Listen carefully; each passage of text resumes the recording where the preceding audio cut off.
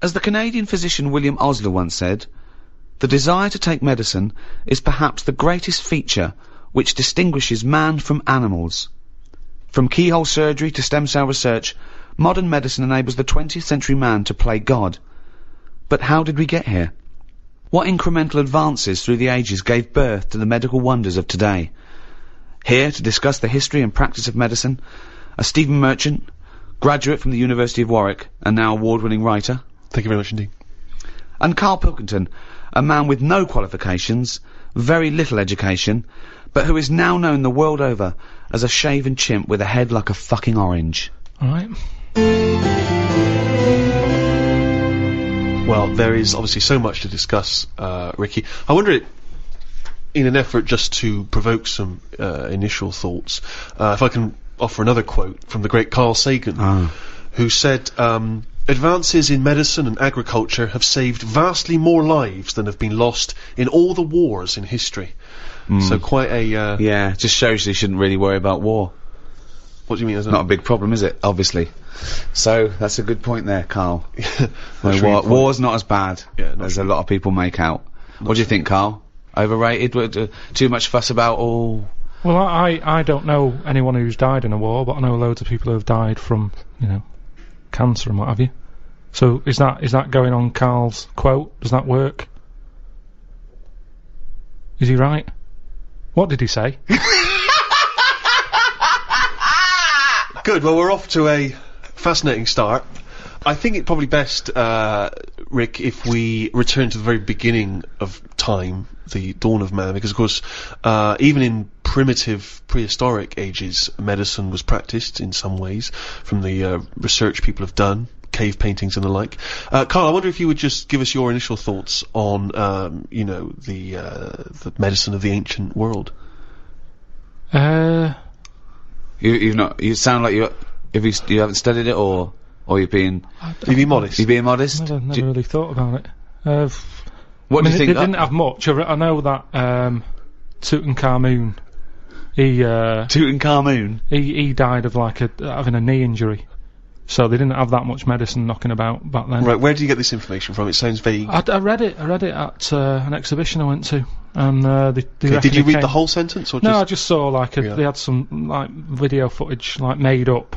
It wasn't from the time, and they just sort of said this is probably what happened. Sure. Did you put the headphones on and listen though, or do you just guess it from the pictures? I just looked because I couldn't have the headphones. Of course not. Why couldn't you have the headphones? They're expensive. How much? About £50, I think, deposit and everything.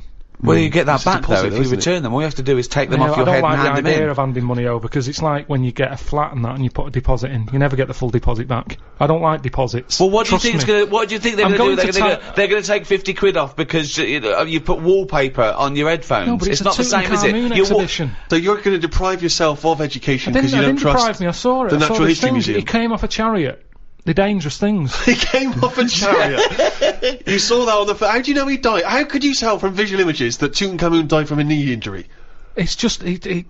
honestly, you're going to make yourself look daft here, because that's what happened. Imagine that. In a room with Karl Pilkington, we make ourselves look daft. How would we have to... that would be incredible. So aside from Tutankhamun's knee injury, that's pretty much your grasp of the ancient world of medicine? Well, I don't know anyone else who's knocking about. Well, what about if we go back even further? What about if we go to sort of primitive man, cave-dwelling man? What do you know there of medicine in that early stage? They didn't really bother. Okay, is that guessing, or... Wasn't the earliest ones like people like shaman and those absolutely, of course. Tribal lords that would say...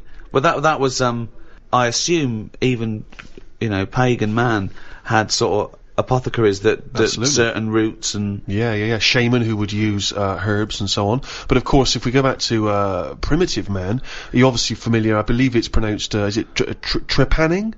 Oh, when you take the top of your head off and let out the demons. And they found various skulls from ancient man with holes bored in the top, some of which had healed over, suggesting that they had indeed drilled holes in their head, or presumably they wouldn't have had drills in that point, cracked the head, and in their thinking letting out evil spirits, and then they healed back over. So in some instances, the people survived. Don't you think it's fascinating that there was one point when man discovered that this thing that we now call the brain which sort of houses the mind, he knew was in his head. It's not that amazing. Well, no, it's not to you, because you know it's there. But but back then, I reckon I'd know that's where it is. why? Can you feel where you're thinking? Well, it just makes sense to put it there. What do you Why? mean? When you think and you speak, it comes out your mouth. So it just makes sense that whatever's near that is near to the mouth. If your brain was in your foot, it'd take ages for you to say anything. No, it wouldn't! Why? Yeah. This is like actually talking to a primitive man about his understanding of medicine. They would have more insight. By this point, we'd have just cracked open your head to get the demons out.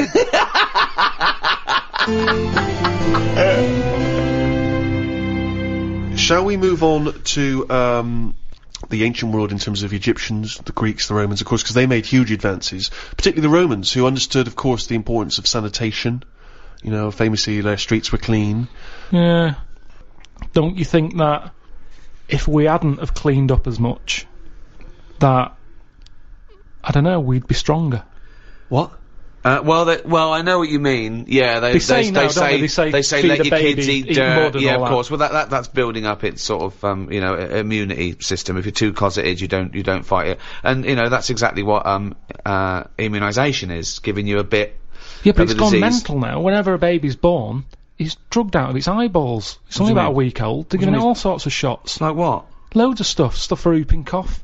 Yeah, you don't want whooping sugar cough. lumps. Tutankhamun could have died of whooping No, cough. but did you give it loads of stuff? And now it's like, I don't know, it's making us weak. Yeah. Soon there's going to be things that, one, we're not immune to, and two, our antibiotics no longer work, because of course things like the viruses and bacteria or whatever, they evolve and change so quickly that you can't keep up with them. And also there's this big thing, like the superbug, for example. There's a very strong theory that says that it's where people took half the course of antibiotics, and what it did was, it was almost like an immunisation to the bacteria and virus against the antibiotic. They got stronger. That's what I mean. So yeah, we need some germs, as you'd call them, but there are some that we have eradicated. I mean, I think it was in our lifetime that they eradicated smallpox from the world. They just stopped it, and it saved, millions and millions of lives, and they wiped it out. There are rumours, of course, that both Russia and America still have the smallpox virus under lock and key, which they could theoretically breed and use in a chemical warfare situation. Well, there was a bit of a scandal a few years ago, I think 10 years ago, where in a university laboratory, someone came across a marked yogurt pot in deep freeze that had smallpox in it. That was a hangover from the 70s. When you say it was marked, was it like someone's put their name on it because they don't want someone to eat their smallpox No, yogurt? I think they looked into it, and it was the deep frozen smallpox virus that thawed out They and just released. left in the fridge. Well, I think so. Yeah, it was an I don't admin understand. problem. I'm sure that it's somewhere. What I mean is, it's under lock and key or frozen at minus Well, that's 200 not good degrees enough, is centigrade. it? Why? Under lock and key and all that. It's not good enough. Get rid of it. Why are they keeping a little tub of smallpox knocking about? Well, are they not meant to be? Well, No, that's but a what was he doing lesson. there in the first place? To me, that's like in James Bond, where they don't kill him when they have the chance. There's always that little thing of, let's play with danger, let's keep a bit. Yeah. Well, it's Pop it probably next to AIDS in the Kiora bottle. I don't understand why you'd store that. Well, there's probably a presumption, it's probably an overhang from the Cold War, where people were thinking, well, listen, what if Russia's still got some smallpox? We better hang on to some smallpox. It's just clutter though as well, isn't it? You see, we're obsessed. We're keeping stuff. And it's the same with germs. We can't even say, get rid of that. We won't be needing it. Smallpox. We'll keep it just in case. Get rid of it. We've got this obsession thing again. It's saving everything. It's like how we save every animal, even a germ. We get upset about if it dies out. Yeah, Keep a bit, but well, keep a bit. you say that, but of course, famously Alexander Fleming discovered what may be the most important breakthrough of the 20th century, which was the first antibiotic, I think, in 1928, and he's literally saved hundreds of millions of lives with that, changed the face of modern medicine, and he discovered that because he left a bit of old bread out for a while, and it went all mouldy in his kitchen, and he thought, oh, what's that? Oh. Let's have a look. Like I've said to you before, it's down to him being scruffy more than anything. Well, It just seems like there's a lot of scruffy kitchens around that, I mean, you're saying... But think if his cleaner had come in and gone, "Oh, Mr. Fleming, you disgust me, you fucking filthy scruffy cunt, I'm gonna throw all this bread away." He's gonna go, "Maud, what'd you do with that, old bread I left out?" "It'd gone green, sir, so I chucked it away." "Oh, Maud, you dopey fucking slut. You've just caused millions and millions of people to die. Keep out of my fucking kitchen." I know, but don't put it there. It's the same way smallpox in a yogurt pot. It's in a yogurt pot. Well, You're asking for trouble. but what if Maud had come in and thrown that away? Again? He couldn't shout at her. She's doing a job. I'd be annoyed if it was still there. Yeah, I'd so... say it's been here now for a couple of weeks. You haven't even asked. There's a lot of cleaners. That's part of the problem, I'd say. The cleaners. They're not doing the job. That's the problem in hospitals, isn't it? Yeah. There's filth everywhere. Well, they proved a point. In one hospital, they brought a team of people in to show doctors and nurses how to clean things properly, and deaths went down 30%. There you go. Just from properly washing your hands and properly washing the floor and things. That's amazing, isn't it? It's pretty simple. Just don't put, like, yogurt pots with smallpox in the fridge. Yeah, I mean, that's but a starter. Yeah, but you were saying earlier, let's let babies eat mud, don't inject them. Yeah, but let them crawl around a dirty floor, clean up the floor, and no one to die. I did say that, but we've gone too far now. Babies are coming out mad. Oh, they can't handle anything now. Oh, he's got a runny nose. They're coming out all mardy. All mardy? Yeah, they get ill easy. They're not tough babies anymore. We're ending up with a load of weak people who need looking after all the time. That costs a lot of money. And they can't do anything. They're useless. Now, that doesn't happen in other nature. If a little weak bird is born, you see Bill Oddie saying that won't last... he says that won't last a week. And he's right. You watch it and say, "Oh, that third baby that came out, it died." And but what's your point, Karl? That modern medicine, which can help people live to the age of 75, 80, that it shouldn't be doing that? It should let people just die off? Well, here's something, right? The estate that I grew up on, there's a woman there. Yeah. Scruffy Sandra. I like her already! Oh, it's great! It's so descriptive! Now, she had no chance, even if she cleaned up her act. She'd come in looking like Pretty Woman. You go, "Alright, Scruffy." No, What's the point? What is the point? Oh, so the thing is, she used to always get on these buses called dialer rides that were sort of like posh taxis. You could call for one, it'd come round to your house, and it would pick you up and you'd pay like 50p. But it would pick up a bunch of other people as well. Yeah, on the way, so it would take ages to get to where you're going. That is. Oh, it's good though, it's kind of a bit of a day out. Old people used to love it, because you'd get to see things. Right. And you'd hear a call coming in on the radio that, Scruffy Sandra's being picked up, and you go, "Oh God." And she'd always have loads of bin bags with her for some reason. Now the thing is... Well, she sounds clean. She stunk. Well, she's taken out the Was bin she bag, homeless? No, she wasn't homeless, no, she used to just, she just didn't bath and that, she just stunk. But the weird thing is... Why didn't they call her Stinky Sandra? She never was ill. Right. People didn't sit next to her. Yeah. Because she stunk. Yeah. Now, because of that, anyone who might have had a bit of flu or a cold never sat next to Scruffy Sandra. Right. Because she stunk.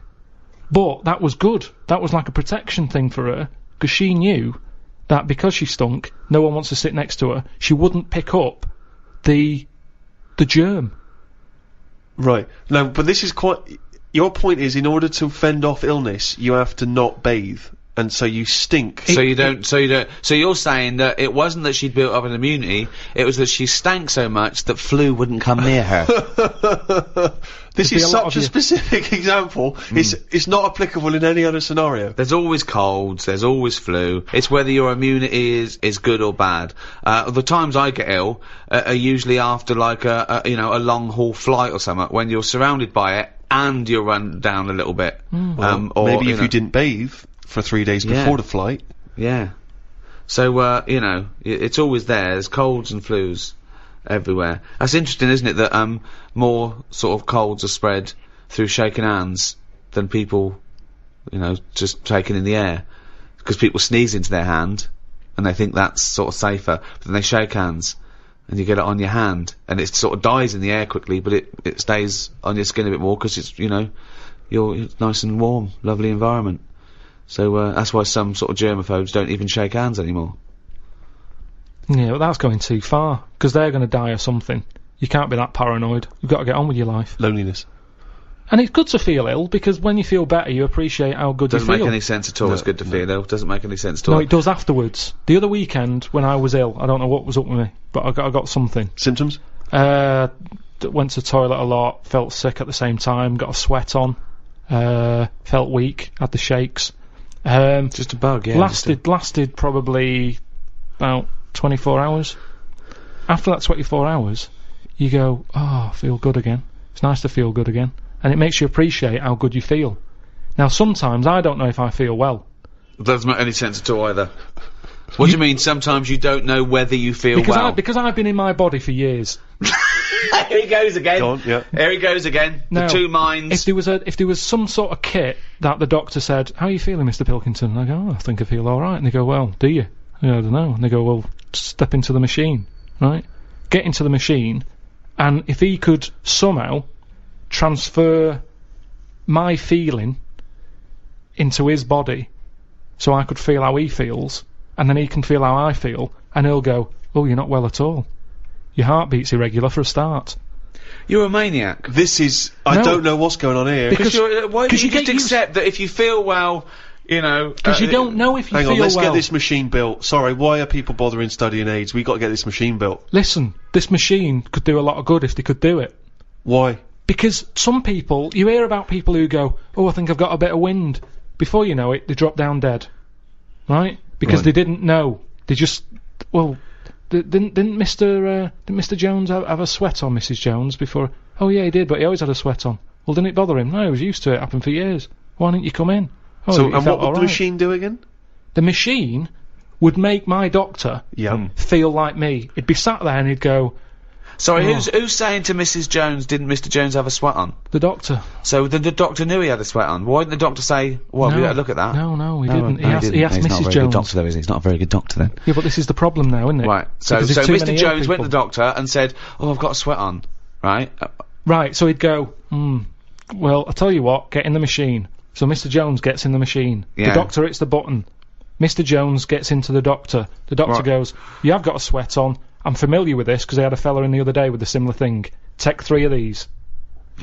You are a mental case. I don't know what this is. Because why can't the doctor make that observation like a doctor does? Why can't the doctor, using his knowledge, observe the person with the sweat on? This is like a scene from Ghost. This is like Patrick Swayze. Listen, do you know that time when I went to the doctors and he said my nerves are too short? That doesn't make any sense at all. Well, listen, I've told you about it. I don't want to go through it again. But he looked at my legs and stretched them and that. He said, yeah, it's the old short nerves problem. Now, that took like 3 visits before he worked that out. Right. But how would he be able, just because if he was feeling how you were feeling, I wouldn't help him identify it, yeah, would it? You're there in your body and you're not going, bloody hell, my nerves are a bit short. Doctor, you're going to the doctor, okay, and we're just going to place Pilkington with Pilkington is in me. Oh, my nerves are too short. When my nerves were short. Are they not short already? Have they extended since then? Well, I just have to do stretches and it's pull them about. Right. But when I had that, I'm not very good with words. Go on. So when I was going in saying, doctor, my knee's aching, and he'd go, what sort of ache is it? I don't know. Yeah. I don't know. It's just an ache. Toothache. It's like a toothache in my leg. No, but it's different. It's a different ache. Now the thing is, it's like an arse ache. It's hard to explain an ache. So he'd have to feel the ache, and then he could make an assumption from it. Thank you. So he would presumably go through training, going in the machine, and they'd bring in various sick people, and he would experience and feel every single ailment. Great. Yeah, but Doctor, I'm going to let you know now what a swift kick in the bollocks feels like, just in case you ever have to diagnose that. Oh, you God!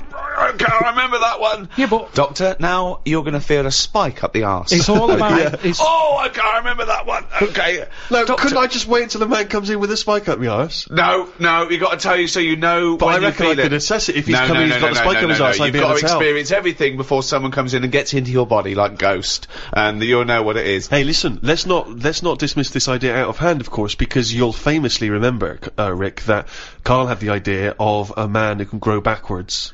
So he's born as an old man, and when he dies he's a young baby. I think we're all looking forward to the new Brad Pitt film. That is exactly that plot. Not really strange. It's not really strange, is it? Because it's from a novel, I think written before Karl was born. That's true, that is true, yes. Yeah, so but I haven't read it. Well, so that's obvious. It's just an idea. and with all ideas comes something. Einstein said that. He said if an idea isn't... Go on.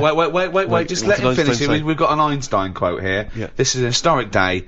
Karl, sorry, what were you saying? What did Albert Einstein say? He just said something along the lines of... Well, no. Give us the quote. It doesn't matter about how he worded it. It's the point in hand. Well, I think it is. I think a quote. I think like all, any sort of poetic content of anything is exactly how it's worded. So just what did Einstein say exactly?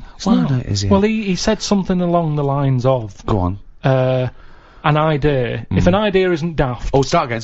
No, come on, let's hear it. No, because he said if an idea isn't daft, it isn't worth thinking about. What? Say it again? If an idea isn't daft, it isn't worth thinking about. I can't imagine him saying daft. I can. Well, it was something like that, though, meaning that every new idea seems a bit mental. Yeah. Right? That's a good point. But then it leads to something. Well, I'm not sure that but I think if we were sat with Einstein now and you'd brought up the machine that allows doctors to feel, I don't think he'd be saying we should pursue that idea. There's some ideas that go, I think the Earth might be round. People go, oh, you idiot, it's flat. And then there's people who stand in doorways covered in crucifixes with tinfoil on their head saying, Jesus is in my cock. Yeah. But now, he's a mentalist. Yes, but what I'm saying is, wouldn't you have said it was mental years ago when someone said, I'm going to make a machine so I can look inside your head? Years on, hello, get in the machine, we've got an MRI scanner. It's the next one along. They'd go, well, why are you looking in their head? It's where the brain is. I'll tell you what, we've got similar to it anyway, because I've read about this machine where, right, say if, put it on Steve, right? Go on. I wear a camera on my head. Right, if this is going to be I can see Steve's thoughts. No, but it's similar to that, and it works as well. So, I put a camera on Steve's head. Okay, it's changed already. Whose head's the camera on? I don't think it matters. Okay. Let's put Just the camera on Steve's head. Okay, right, the I've got a camera on Steve's head. Right. What I've got on my head are some goggles. Right. Over your eyes? Yeah. Okay. You've got the camera. Through my goggles, I'm seeing what your camera's seeing. And where's the camera? Is it looking out from my eyes? Yeah. Right. So basically you can see what I can see. So I'm seeing what you see. But couldn't you just stand where I'm standing? Well, it's just a monitor. Well, that happens now, yeah. You can all have the same monitor. Hang on, so okay. wait. So... How does it work now? Well, no, wait. Hang on a minute. This is, you're at the Royal College of Surgeons, you're presenting this idea now, everyone in the world is sat down here, the eminent scientists, they're going, Karl Pilkington is a genius, he's got an idea for cameras and goggles. No, you're saying this already exists. This has just come out the other week. Oh, okay. Put a camera on Steve's eyes, he sees through the camera. I've got the goggles why is he seeing through a camera? I don't know what you mean. He's just got, wherever he looks, the camera's looking. Okay, so it's a camera, right, okay, It's a camera on his head. He's not seeing through it, it's just seeing what he sees, because it's pointing in exactly the same direction as his eyes. Yeah, if he turns his head to the right, I will see. So it's monitored to you, so you're looking at a monitor, really. Right. So one of the simplest ideas, but it's taken us 20 minutes to explain it. Yeah. Okay, go on. So it's the same as a cameraman pointing the camera anywhere, we're watching the telly, we're seeing what the cameraman sees, basically. Go on then, but it's not like you've just invented television, well done. Okay, right, so I've got the camera on my head, it's seeing what I'm seeing. Go. Right. You've got goggles on your eyes. I've got goggles on. If you turn right, I feel like I'm turning right. Okay. Now my brain gets to a point that if you wear it for long enough, that brain thinks it's you. Because what happens is, because the brain's being kidded. At the end of the day, my brain thinks it's seeing everything because my eyes are looking at stuff. Yeah, no, that's true, but it doesn't think I'm Steve Merchant. It experienced what Steve's seeing this like a virtual reality. No, but that's the weird thing. If you wear it for long enough, the brain's sort of seeing it like Steve's arm go up to his head and scratch it, and it gets to a point where the brain feels a scratch, even though it's not scratching my head. So they're saying this is like, you're kidding your brain, basically. I can see how that would work. But you're not going to believe that you're me. No, you're not going to start experiencing life as I experience it. My brain would. What do you mean your brain would, but you wouldn't? Because I'm kidding the brain. Done this, yes, but you couldn't kid it into thinking you're me. You wouldn't forget that you're Karl wearing a contraption. But what it was saying is if someone went up to your stomach and started tickling you, my brain would look down and see that someone is tickling me. Yes. Yeah. And I'd start laughing. I can understand you No, might... you wouldn't. No, you would. Well, yeah, you might do, because it might be a confusing stimulus. Yes, but the point is there may be certain physical things which you experience through it, but you're not going to stop thinking, hang on, I'm Karl wearing the mask, are you? But you can do that. You're thinking you're Karl, seeing all the things that actually you're going to Steve's start having memories that you think are your your memories are going to change? You're not going to remember your name, you're not going to remember Suzanne's name? What were you talking about? No, but say if we did that at that event with a load of students in front of us, I'd remember that day through your eyes. Right. So I'd be living your day. But you'd also remember that you were wearing life. a contraption. You wouldn't remember it as being, I was Steve Merchant for a day. But I kind of you'd have different thoughts, because you'd access... But look, Karl, listen. I sat down and we watched the same thing. We watched a bit of Brokeback Mountain, and we all had different thoughts. Yeah, because we're all sat in different places. No, roughly speaking, we had the same experience when we were looking at the same thing. But it doesn't mean you assess it the same way, it doesn't mean you understand it the same way, and it doesn't mean you apply the knowledge in the same way. No, I understand that, but... It's an interesting experiment. It is interesting. It'd be interesting to see it live... you're actually living... It's a different window to the world. Well, yeah, say if, like, I was a fellow with no arms and legs, but these goggles had a really long lead, and you went about living your day, and I was looking through your eyes, I could have quite an interesting life. Yes, you could, without but you the wouldn't hassle. stop remembering that you're the person wearing the contraption. And also... But what is life? Life is what you experience. Yeah, but if Steve went off... but you'd know this, wouldn't you? I mean... would you? If you stuck one on a baby... Well, yeah, that's different. Yeah. Well, I mean, if a baby knew no different, and those were his experience, then he would be feeling what he thought he was. Then there'd be nothing. But then, you know, let's face it, tickling someone is the sensation. It's not the thought, it's not the concept of being tickled is funny. Because if someone goes to tickle you, but they don't tickle you, you can actually laugh, can't you? Because you go, oh God, I know what the feeling's going to be like. Yes, because you've already experienced the real thing. Yeah. I still think. Well, something stop that sentence there, and you're lying. Let's go back, if we may, shall we, to just some of the extraordinary early developments in medicine. Do you mind if we? Yes. If we go back, just get back on message. There are, of course, a number of extraordinary developments. You may obviously be aware, Karl, that the first contraceptive diaphragms, centuries ago, were citrus rinds. Half an orange rind, for instance, would be used. I mean, more selfish men turned them inside out. I believe that's also still being used in parts of Manchester. For what? An orange. Just think of your head.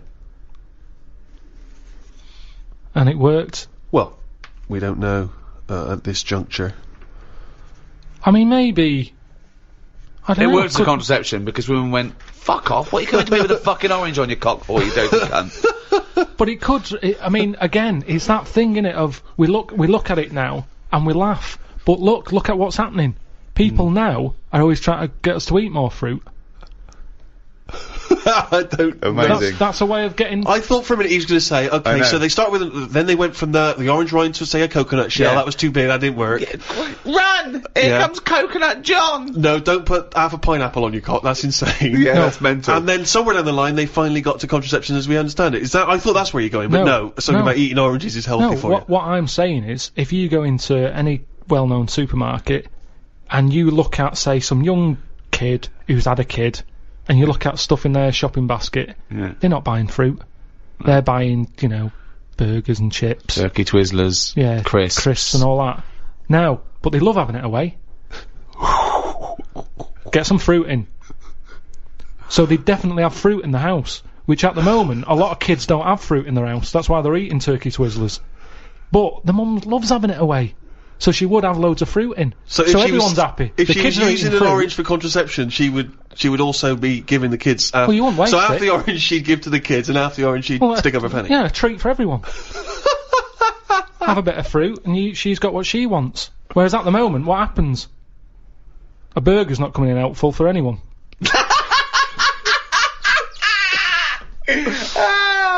If you want me tonight, pop a sesame seed bone on your cock. Take out the fucking pickle. No one likes a fucking pickle up the fanny. Oh, he's a bloody romantic. He popped a plum roast sausage up me fanny yesterday. He loves me. Did you know, Karl, that cataract operations on the eye were performed in India as early as 1000 BC. And in Babylonia, in the same time, the fees of eye surgeons were rigidly fixed by law and were quite generous. So, for instance, if you're a very rich person, it cost you about 10 shekels. If you're a slave, only 2 shekels. But if the rich person lost the sight of their eye after the surgeon had operated, they would cut off the hand of the doctor. What? So he gets one chance at it? Well, he doesn't want to screw up. Yeah, I know, but everyone's allowed a couple of errors. That's how you learn, isn't it? That's a stupid rule. But then again, I don't know why they'd be so worried about their eyes back then. What do you mean? Well, there was less to look at back then. What do you mean? Well, like now, I saw a fella on the tube on the way here today who was blind. Proper, fully on blind. Blind? Now, for him, I just was like, oh, that's so depressing. Right. So much to see in the world now. Loads of stuff. Right. Art, buildings, and all that. Now, back then, if these people did have sight once, the pyramids, you remember it in your head, and that's enough. There wasn't loads of clutter anyway. It was all sand, so even if you fell over because you're blind, at least you landed on something soft. Whereas now, it's rubbish being blind. Stairs, loads and loads of people, loads of curbs and things. It's not a good time to be blind. So I'd prefer, if I was going to be blind, be blind back when Tutankhamun was knocking about. That's a choice that people have that are blind now? No. If you're going to be blind back when Tutankhamun was knocking about. But all I'm saying is... Sorry, Doctor, I didn't realise there was a choice. Oh, yeah. If you'd already told me you were going blind, I'd have said, well, let's get you back 3,000 years. It just seems a bit harsh, that's all. When someone's trying to help you and operate on your eyes, and they have a little bit of a slip-up, like we all do in jobs. You have a bad day, and he has to have his hands cut off. Then who's helping him? Who puts the hand back on him? And if they don't put the hand back on him right, do they have something done to them? They're blinded. Well, it just seems like a no-win situation. I wouldn't be a doctor, and maybe that's why there aren't enough doctors about now, because of things like that put people off. I don't think so. Well, I wouldn't be a doctor now. Why? Look at the hassle that happens now. You're being watched all the time. You're not allowed to slip up. Right. Well, that's generally quite a good rule, isn't it, that doctors don't make mistakes? No, but you've got to... I'd say, at the end of the day, it's a complicated job.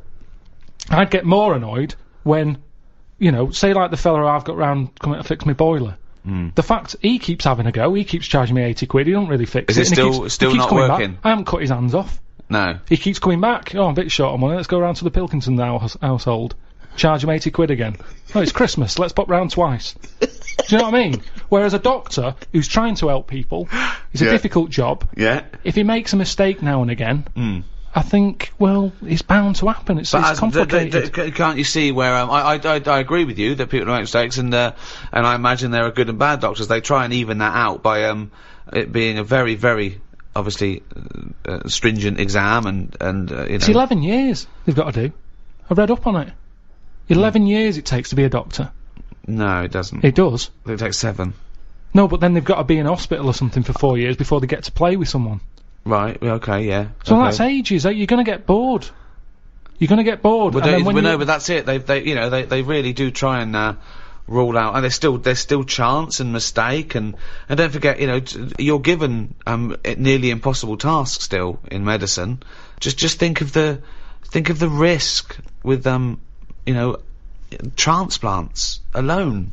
And they're getting better and better at those, and they're lasting longer. But the fact of the matter is, it's better to have a go, innit, than not have one. If someone said to me, right, depends. you need a new heart, we're gonna do it. If they say you're gonna die anyway, let's try this new thing, you might as well. But then there are some things that there's not worth the risk. When someone, it goes wrong, someone's facial surgery goes wrong because they wanted plumper lips or a little nose, I'll go, you're a fucking idiot. Yeah. Exactly, yeah. You shouldn't even be doing that. Doctors shouldn't even be allowed to do that. I don't know why. I really don't know why a doctor under a Hippocratic oath takes the risk of something going badly wrong. Sometimes general anaesthetic because they can't be bothered to fucking go for a run. Right? So they have fucking bits sliced off and tied up and sucked out. I want to go, you lazy fucking fat pig. Just go for a run and stop eating burgers. Right? You might fucking die. I know. Well, can I just stop you there, Rick? Because actually, if it weren't for a plump patient, the stethoscope would never have been invented. What? Because he couldn't hear. Yeah, the person who invented the stethoscope, Dr. René Laennec, couldn't have a very fat patient come in and couldn't hear her heart through the blubber. But then that's the sign of the problem. I mean, that's the sign of the problem, isn't it? Yeah. I mean, rather than saying, hang on, let's get a bigger chair in for her because she's got a fat arse, I'd say, well, you're not welcome here. If you can't get through the door, I'm not seeing you. I mean, if you've got a doctor who's having his hands cut off because he messed up an operation, yet fatty's coming in and getting special treatment, I wouldn't give him time of day. You see, this is what I'm saying, right? This is going right back to what I was saying at the beginning. The problem is, we've got pills for everything, and all this is doing is making people treat the body badly. Because you're going, be alright, there'll be something. It's funny, isn't it, that like these tests, they go, well, let's have a look. It's what we were talking before about weighing kids. If they can't get through the door to get to school, you don't know. If they go, I'm just going to take a sample of your stool. Actually, I don't. You're too fat. Your shit's come out like tagliatelle. Your ass is too fucking fat. Stop eating your gun. I'm going to take a sample of your stool. What, the one you fucking broke when you sat down? I just think this is the problem. You know, we can do too much, and because of this, people are going, I don't care about my body. They worry more about the plasma telly getting a scratch on it than they do about their own body. Exactly. And if we stopped giving them tablets willy-nilly, they'd have to look after the body more. Willy-nilly is one of the worst diseases in the Western world, of course. Now, medicine is the art or science of healing. And that doesn't always have to be a drug or a surgery. I mean, bedside manner has a lot to do with things. And also, it's all about care as well.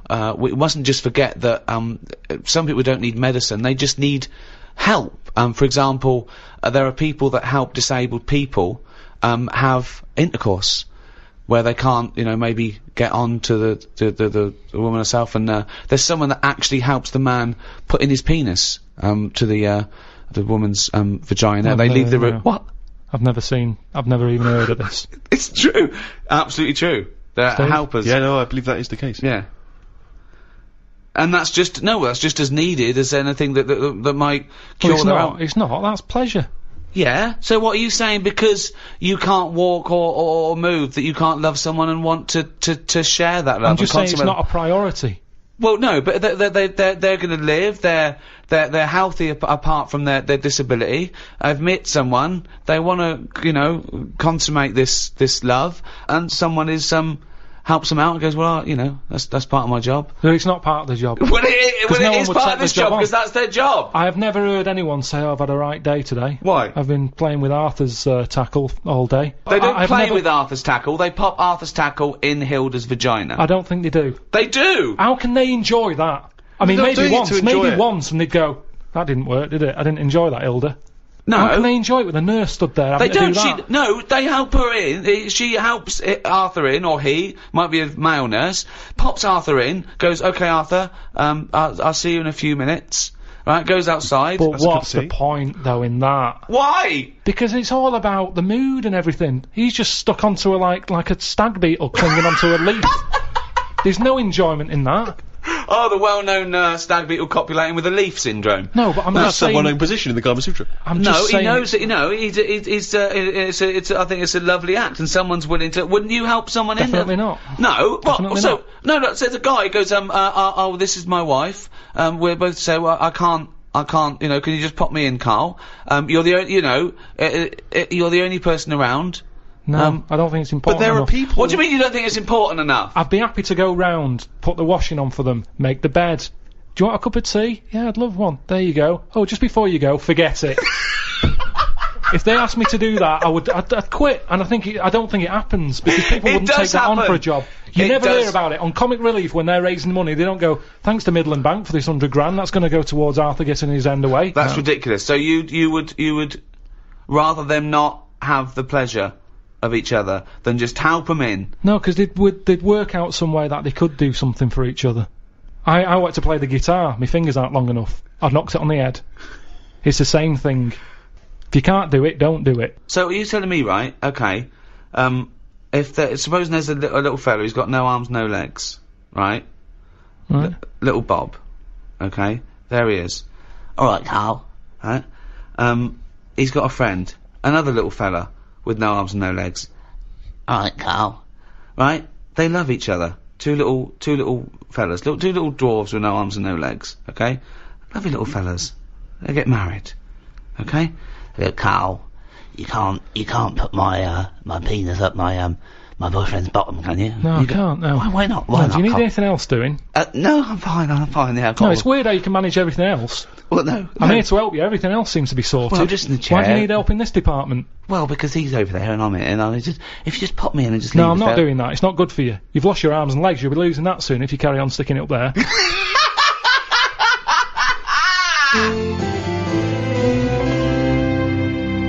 Well, after the medical advancements of the Greeks and the Romans, of course, through the Middle Ages, particularly in Europe, we ended up going backwards, and it became, people sort of returned to superstition, started relying on that. Sanitation was poor. A lot of the amazing sanitation the Romans had built was left to ruin, and we went backwards. And really, it wasn't until the Renaissance that people like Leonardo da Vinci started to, draw pictures of the anatomy and so on. Well, putting scientific evidence and experimentation behind the theories, as opposed to someone with a big cauldron saying, if you bury a toad, your warts go away. Exactly. He looked into this and then thought, well, maybe they don't. Maybe it's a coincidence, So that's where experimentation comes. Empirical evidence, not just hope.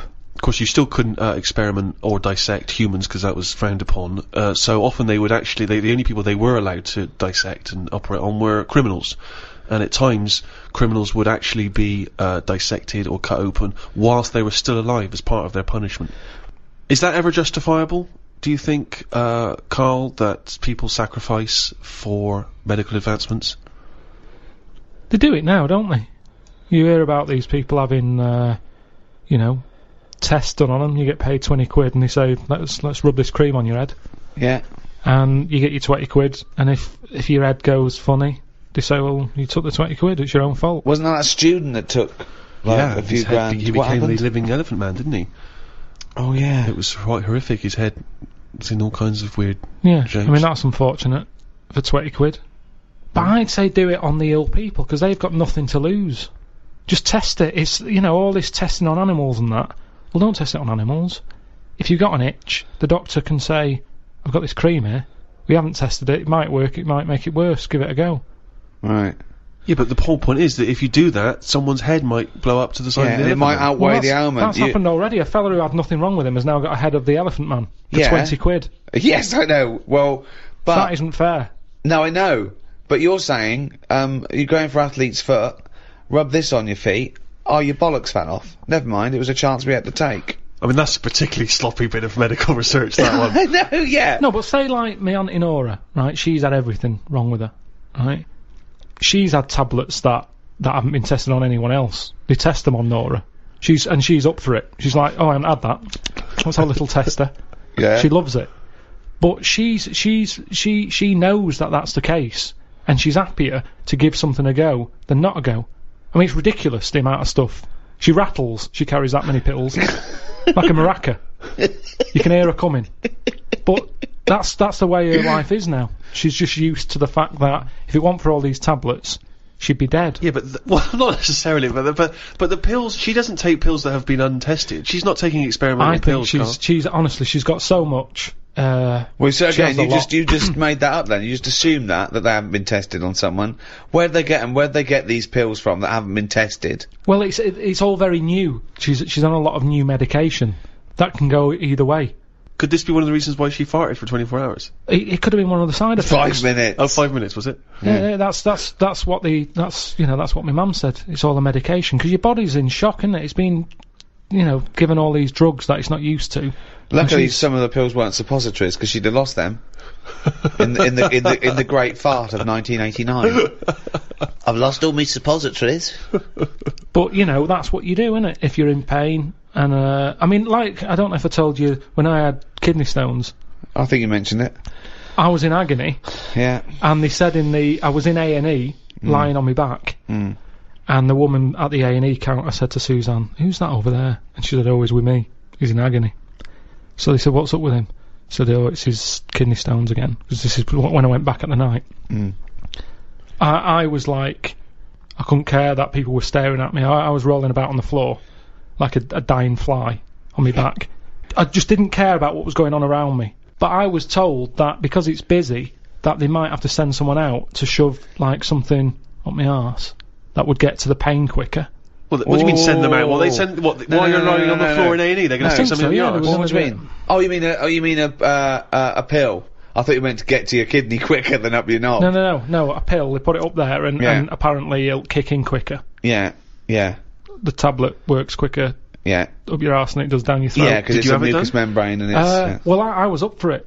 I just was like, whatever it takes. Now, saying that to me now... But hold on though, what if the doctor said, okay, I could give you this morphine, take it, it will take a few minutes to kick in, or I could rub some on my penis, I pop an orange on the end of my penis, I rub that in morphine, and I pop that out of your rectum, Mr. Pilkington. Are you in agony or not? Are you in agony?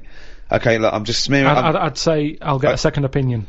Well, no, you haven't got time. There it is. Do you want this up your arse? It's covered in morphine.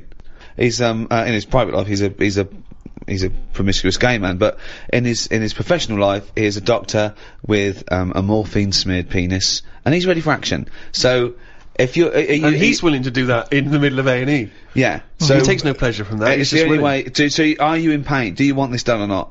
Yes or no? He comes out into A&E reception, his trousers around his ankles, he has an erect penis, he says, Karl, do you want me to stick this up your arse? And your answer is? Yes or no?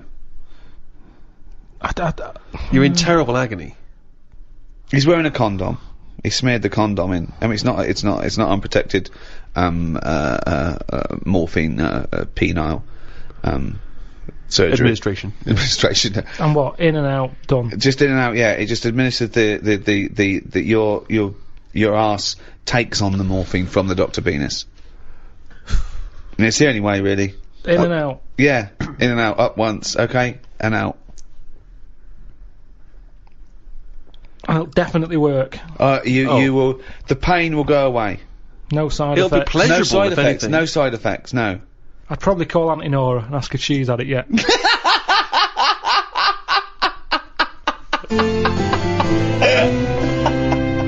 Can I just return us back to where we started from? Because in Ricky's introduction, he said that modern man, in a sense, with all the technology we have, can play God. And this is something which is huge now. A lot of ethical discussions about things like stem cell research. Should we be interfering in what should be a godly terrain? You say no straight away. Straight away, no. I think they're sort of like messing about now. I think that's the problem. We've got the tools and they like to use them. And that's what happens. I've got a sander for Christmas, and I can't wait to sand stuff. I can't even think of enough things that need sanding, but I want to use it. And not scruffy sander. And that's the problem, innit? If you've got the tools, you can't have the tools and say, pop them in the shed. Well, no, I don't want to use them. Got a new tool here. Right, sand the shed down. That's the problem, innit? All these, medical people. That's what happened in the Hulk, innit? Yeah, well, again, I'll just say that is a work of fiction. The Hulk. Yeah, but with all fiction comes the future. Yeah. Certainly in science fiction. But the problem is, this is what I say is the problem. We can sum it up here if you like. I think Go this on. sums it up. Go on. No, this is is it a quote from someone? Well, yeah. He is one for sound bites, and it just saves a lot of time. Karl's quote. You don't have to study the book or anything. So let's sum it up there. We're gonna end it here, but we're gonna end it with this quote from Karl Pilkington. Karl, shoot me.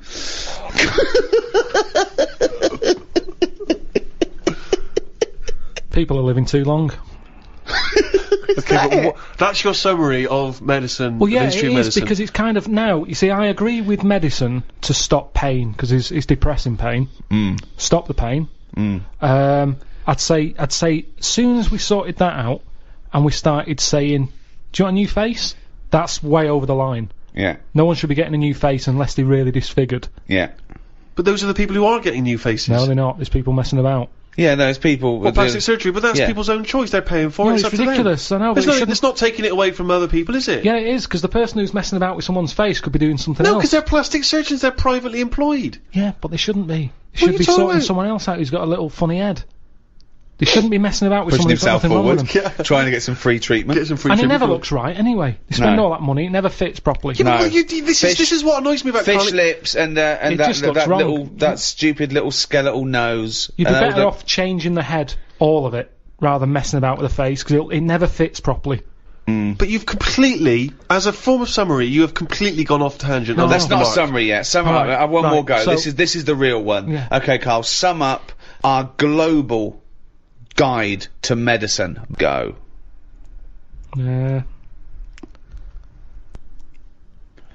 Today's cure.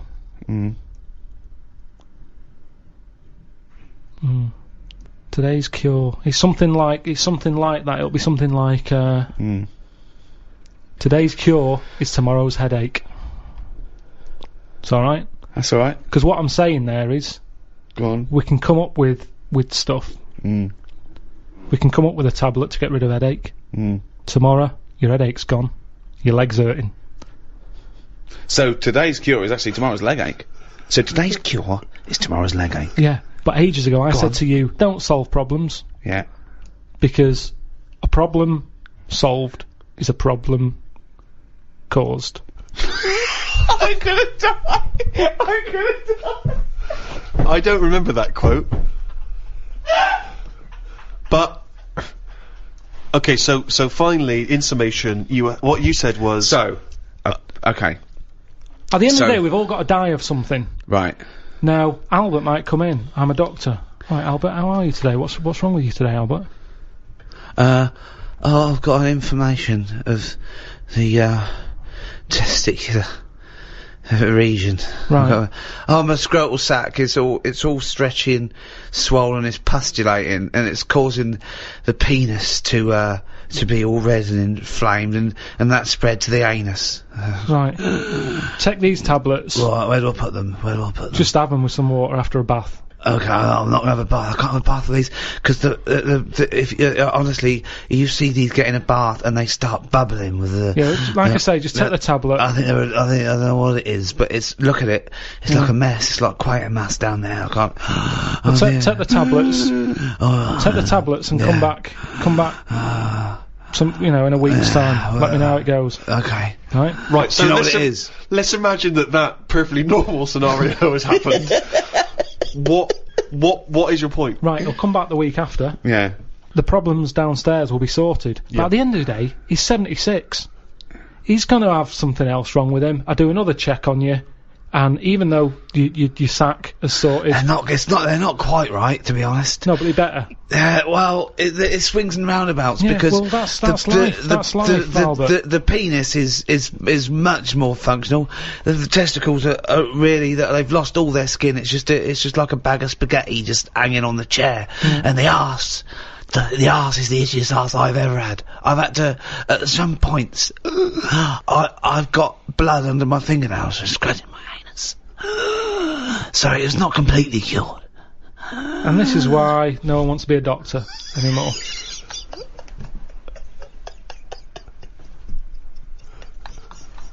The English biologist Thomas Huxley once wrote, "To a person uninstructed in natural history, his country or seaside stroll is a walk through a gallery filled with wonderful works of art, 9/10 of which have their faces turned to the wall.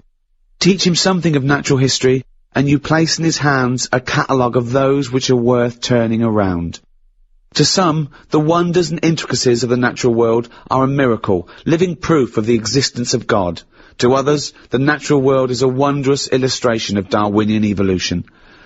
To discuss the complexities of plant and animal life, I'm joined by Stephen Merchant, graduate of the University of Warwick and award-winning writer. Thank you so much for having me. And Karl Pilkington, a man with no qualifications, very little education, but who is now known the world over as a man with a head like a fucking orange. Right. Natural history obviously takes in everything to do with animals, plants, bacteria, which are in neither group. I should start by just saying, Karl, that the natural world is so diverse that we don't even know how many species there are. Conservatively, there's 2 million.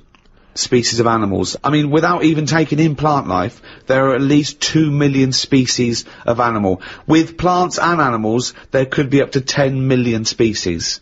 There are 37,000 different species of spider alone. What do you think of that? It's a lot. It is, isn't it? A lot. But if there's loads of stuff out there that we don't know about, and we don't know what it's doing, is it that important? Is it worth finding them now? Well, yeah. Why? Well, it may give us the key to unlock other mysteries. A spider won't. Well, it might do. A spider won't be unlocking any mysteries. Well, that's totally... Plants are different. I reckon there's a natural cure for everything out there. Because there's loads of animals that have toxins that are used in medicine. Yeah, I know that we use dangerous spiders to get rid of headaches or whatever, or they do in the tribes, right? Yeah. Do you want to just expand on that point? It's just that's what they do in tribes. They've got all these tribes, they've got all natural remedies. They go, what's up with you? You got a sore ankle, chew on this twig. And it works. I've seen it. They've sent women out there and, like, they couldn't believe the stuff they can do with twigs and trees and hedgehogs and stuff. It wasn't an in-depth analysis, was it? What I'm saying... They just sent some women out there. No, apparently. Yeah. I reckon the stuff that's got venom in it, that's useful, we probably know about all them. Because it doesn't make any sense. We probably know about all of them. What I mean is the police know about the gangsters. But they go, right, we're aware of them, let them get on with it. We'll keep our eye on them. And it's the same in the jungle. The spiders, the deadly ones you're aware of. The ones that are just pottering about, you go, don't even worry about them, don't even give them a name. They're not doing anything. But what if there's another poisonous spider they haven't identified yet, lurking in the undergrowth? I'd be very surprised. So you'd be very surprised? I'd be surprised if there was something... It sounds like laziness on your part. But they're discovering new species all the time. We know about all the dangerous stuff now. Because we have to, we live in a world now. We do, we know about a lot of the dangerous stuff. Whenever they find something new now, it's like a new butterfly or... Well, no, look at AIDS. When I was a kid, no one had ever heard of AIDS. Yeah, but that's not a natural thing, is it? That's not like a spider or What do you mean it's not a ladybird. natural thing? It's not a natural thing. It's not something that's... AIDS hasn't been, like, living under the soil for millions of years going, I'll wait till the 1980s and I'll come out and kill a load of people. No, but it is a natural thing. It's a new thing. It's new. Yeah, but loads of animals are new, aren't they? Evolutionary terms, there's new animals in evolution. I'm sure there's new stuff deep down that's just like, almost like bacteria, sat under the soil, it'll never come to the top. Right? It's like having an old woman who's a neighbour. She never goes out, she doesn't bother you. Let her be. But what if that old neighbour could unlock the secrets to... I don't think she can. Just even to us understanding the complexities of the universe, of the way things have developed and grown. Because we know about it.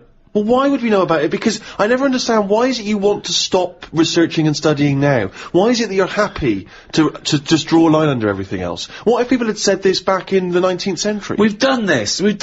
I think someone in the 1900s, said everything that's going to be invented has been invented. And then look what happened in that century. Yeah, and I've said to you, look at the stuff that is being invented now. The frisbee and stuff like that. It's all stuff that like, you kind of go, it's all right, it's a good idea, but we don't need it. Yeah, but the frisbee wasn't being worked on by the top brains of our generation. That was some novelty toy that some manufacturer made. Yeah, but it's like, look at the fuss we made over that fella who came up with a Dyson vac. Everyone was like, he's up there with Einstein. Well, he's not. It's a good vac. It cleans up floors well and everything. Who said he's up there with Einstein? It's PR people. In one of those programmes where they did, like, great inventions of our time, it was easy early on. You go, Einstein, Newton did this, Archimedes, Dyson. And they started to run out, because it is harder to come up with something new now. Because everything that's needed, remember, the things we've invented are things that we sort of go, we could do with that.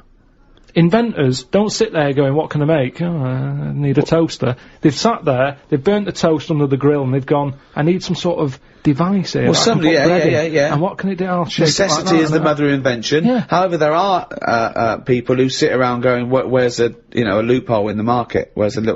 Well, here's something. About a year ago, I came up with a see-through toaster, so that you can see how much the toast is cooked.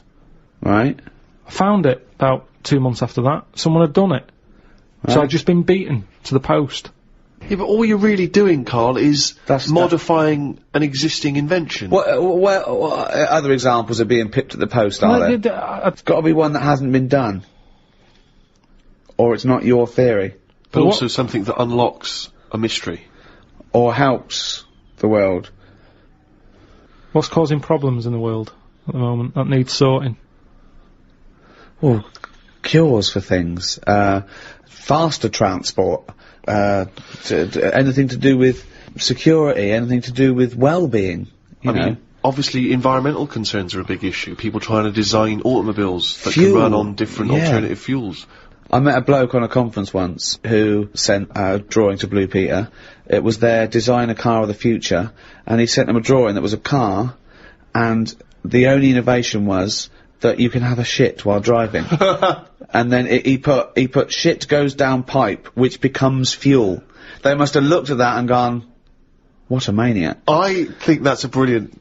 I mean, I've driven a long way. I drove to Cornwall recently, and I would have loved... But I think he did it when he was about 9, and he must have thought, oh, I'm being driven to school, oh, I need the toilet, wouldn't it be good? Well, why hasn't that been done? What? Well, like Steve says, I've been in the same situation when you're driving and you go, oh, where's the service station? You see a sign saying 36 miles. So what would you're in agony. So you suggest pull your trousers down and shit down in the seat that's a toilet?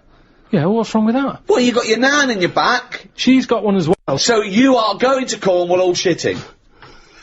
Well, not all the time, but it's more useful to me than a lighter. So also, Where do you wash your hands? Wash your hands or wipe your arse? At what point does that occur? At the end of the journey. Oh, God! So, you get in, you have a shit at Deptford, and you wipe your arse at Polperro. Yeah, but like I've said to you, this isn't like just people going, oh, I think I'll have one. You need one? Not really, but it's something to do, innit? I'm sick of playing I Spy, I'm having a shit. You have it when you really need one. When you have to pull off a motorway, it's a lot of messing about. There's probably going to be a queue at the toilet. No more queues at toilets. 10 minutes, Rick, that takes, doesn't it? 10 minutes to pull off, have a quick shit. Driving along. It's just going on. It's just going on. Don't even know about it. Radio's on. Everyone's happy. Doesn't matter. I don't know. I mean, we all do it as well. That's the thing. Anything else you'd come up with? I mean, so far you come up with nothing. That was a 9-year-old boy's idea. I mean, the Breville maker wasn't needed. That's true. What's the Breville maker? Like toasted sandwiches. But there's so many things, chocolate fountains, anything like that. I just go, what are these? Who's invented these? Who's okayed this idea? And yet I can't have a shit on the motorway.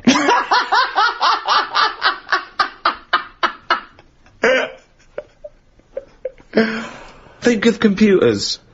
What about them? Well, I mean, that's in the last few years, you know, 100 years in our existence, okay? They've been dabbling with anything even close to a computer. Nothing before that. Yeah, computers are a good thing, and it baffles me as to how they came about. When you think a computer chip is just made out of sand. Now, for someone to come up with that, you go, there must have been some sort of alien involved here. What do you mean? Why do you think that? So I love it. So the frisbee, rubbish. Anything too clever, well, it wasn't an invention, it was an alien. So there's nothing between frisbee and computer chip. What I'm saying is, it's not even an idea, is it? What do you mean? A computer chip, where's that come from? Oh, it's amazing. Well, it's astounding, yeah. So you think it was an alien? What are you talking about? Great. Because I can't believe that someone would go, right, I want to make something that will hold information and be able to do... I know, let's use some sand, we've got loads of that. You go, what, you don't... Well, that's what genius is, though, isn't Carl, it? there's no alien involved. No, but when I say alien, I don't mean an alien came down here and said, you know, oh, do you want to buy this? There could have been a spaceship crash, right? Right, yeah. And there's all them rumours, isn't there, in that hangar. They've got the spaceship, they take it apart, they go, yeah, wheels, we've got them, yeah, steering wheel, yeah. And then they go, hang on, what's this here? And they find the chips, and they break it down, and they find it's sand. But that as an explanation to human genius is nearly as ridiculous as the Adam and Eve explaining life on Earth. How could you tell that to someone without going red? I mean, I always worry about that, where people who believe in Adam and Eve, don't they wish there was a slightly better explanation? With all the evidence we've got, do you know what I mean? With all the evidence for evolution, that they think the Earth is 5,000 years old, and God made Adam out of some dust, and then he went, oh, I need a bird. It's alright, I'll make it out of your rib. Yeah, right? but there's loads of things that you go, oh, this is a bit embarrassing. I bet Charles Darwin, when he said we've all come from apes, I bet he sat at home going, Should I tell him about the frisbee first? But the fact that sand makes computer chips is not the interesting thing. The interesting thing is how the human being discovered that, what am I talking about? Sand makes computer chips. That silicon can have information, put on it. But we're made out of oxygen, nitrogen, carbon, do you know what I mean? And hydrogen. But that's nature. You see, nature is amazing. You can't beat nature. Right? No. It comes up with some amazing things. Yeah, but man is nature. Don't forget that we're an animal. We're a brilliant ape. Now, it's clear to any sensible, reasonable, educated person that we did evolve from, apes, or rather, we had, a common ancestry, and that we're closest to the chimpanzee. We're actually 98.6% genetically identical to a chimpanzee, Karl. We're closer to a chimp than a chimp is to a gorilla. Genetically speaking. I just find that hard to believe when you. Well, I'm telling you, it's true. So what are you finding hard to believe? Well, your eyes, your own eyes, are what sort of comes up with a lot of thoughts. No. One's eyes don't come up with thoughts. No, Two, but what I'm saying is, what you mean is through your own eyes, you look at things and make up your own decisions. So if there was no Darwin or anything, and I was sat somewhere and someone said, right, we're going to bring a few animals in. One of them's related. Right. They're all related. Alright, but they're all related to you, but one's not so long ago, right? And they brought them in, and they lined them up, and there was a chimp stood there, and a gorilla, and what's another one? Orangutan. Right, yeah. Right, a girl, the orangutan, send that out. I'll be first to go, so he's definitely not linked to me. See, I disagree, but there we go. That's just looking at you. Yeah. So the hair colouring, there's none of that in our family. Well, there's no hair. I like the fact that it loses out because it's ginger. So that's gone. Right, so I'm left with a gorilla and a chimp. Yeah. I would go for the gorilla. Well, it's a good guess, but you'd be wrong. So we are much closer to the chimpanzee, okay? 98.6% genetically identical. Think of that. We only differ on 1.4% of our genetic makeup. That must be the arse.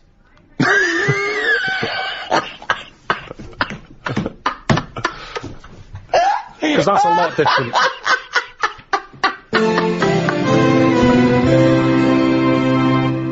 Animal rights is a hot topic. It's a big issue. What rights should they have? How do they compare to humans? You know, it's a well-known fact that we test on animals, with the assumption that humans are more important. We test drugs on animals, and we're basically saying, if they die, they die. We'll learn something from them. People do make distinctions between animals, right? They know that it's probably more acceptable to kill an ant, than, punch a cow. Yeah, exactly. You know, I think that comes again from how close are they to humans? Have they got a face? But that's are they furry? I told you, didn't I, about me dad's mate who had a monkey and he had to thump it. What? Well, there's two things there. One, why did he have a monkey? Two, what sort of discipline is thumping a monkey? What was the monkey doing? He was annoying his wife a lot and sort of, you know, pinching her arse and stuff like that. Right, that's wait not a minute, true. we've never heard this before. How have we had all these years of monkeys and we've never heard this ages before? Ago. Your dad had a mate who had a monkey? Yeah, I'm sure I told you. Why did he have a monkey? Just for a laugh? Well, it was back in the day when people did. They all had, like, odd, sort of pets and that, didn't they? In, like, about 68. Oh, 1968, when everyone had a monkey. But he had to thump it. Now, the weird thing is... No, that's weird enough. Is this is all the story? This is the entire story? No. You've got, all the information you've got is he had a monkey and he had to thump it? Yeah, my dad told me about it. When he found out that I was into monkeys, he said, oh, Benny thumped one. And, Benny thumped one! Oh, my son's into natural history, particularly, simian variety. I've got an interesting fact for you, Karl. Sit down. What is it, Peter? Benny thumped one. Brilliant. But what was interesting is the way that people are thumping other people all the time. No one bats an eyelid. Thump a monkey. People go, you thumped a monkey. Yes, they do! They do go, you thumped a monkey. So that's what's weird, isn't it? But this chimp doesn't want to be caged and kept in a fucking council house in Manchester. No, it was quite happy. And if it wants to live like a human, I mean, in the 70s, you know, there were all the teabag adverts and all that, and they were loving that. No, they and weren't people loving it. interfere, people go, that's unfair. Now they're in like a cage in a zoo. You're going, it was better when I was pushing a piano up a stairs. They weren't really. They weren't actual delivery men. They weren't really sitting down and having a cup of tea. Well, It wasn't a documentary. A week in the life of the monkey delivery men. I love that. Chimps in a zoo now going, okay, now at least we were free. Remember when we used to drive a van? And for a we're living? on 58 quid a week. Yeah. They're not meant to be kept in a house in Manchester. It's cool to keep a person in a house in Manchester, so it's fucking cool to keep a monkey.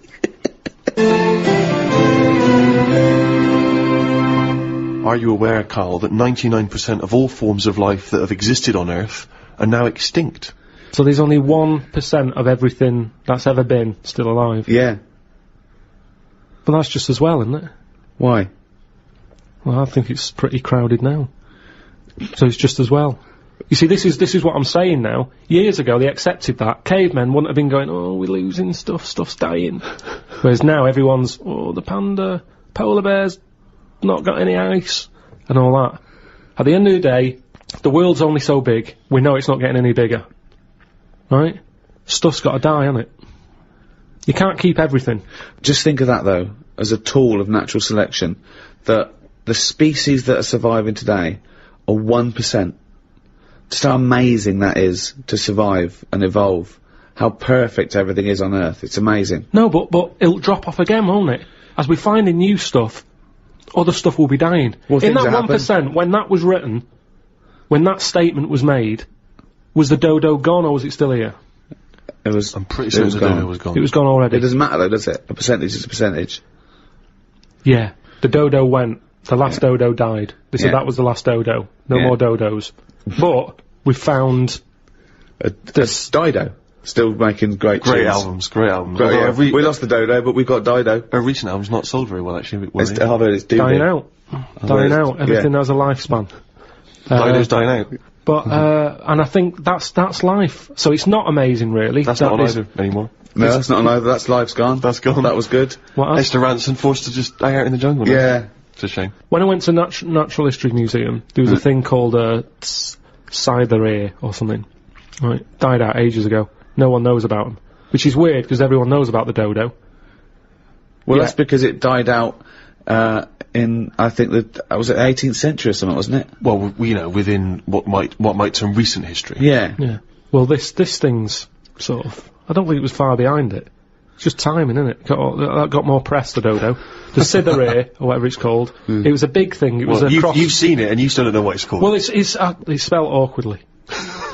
But it's but they said it was a cross between a moose and a giraffe. Now we don't need that, do we? At no point have we said, do you know what we need here to get us through this? Well, that's funny because when they first named the giraffe, they called it the camelopard because they thought it was a cross between a camel and a leopard. Really? Yeah. Well, I can tell you that when zoologists examined a platypus for the first time, some of them thought it might have been a hoax, because they thought it could have been different parts of different animals sewn together. Because the platypus has the fur of an otter, the tail of a beaver, the bill and feet of a duck, and the venomous spurs of a fighting gamecock. So they assumed that It's must like a have been scrap hoax. eat challenge of animals. Yeah, I remember, right? But they actually... Sorry, go on, say, sorry. well, just to clarify that, it actually is descended from a link between reptiles and mammals almost 150 million years ago, a sort of living fossil. When I was about 13, 14, I once tried to improve the animal kingdom by making the hardest animal ever, the most perfect animal. Now, just to clarify, you didn't, in sort of Frankenstein style, No. try and bolt various bits of animals together. It was a drawing that I sent to Blue Peter. There was no competition going on. You just thought they would be appreciated. I thought they'd look at that and they'd go, well, these are genius. Yeah. This is like Da Vinci. Sure.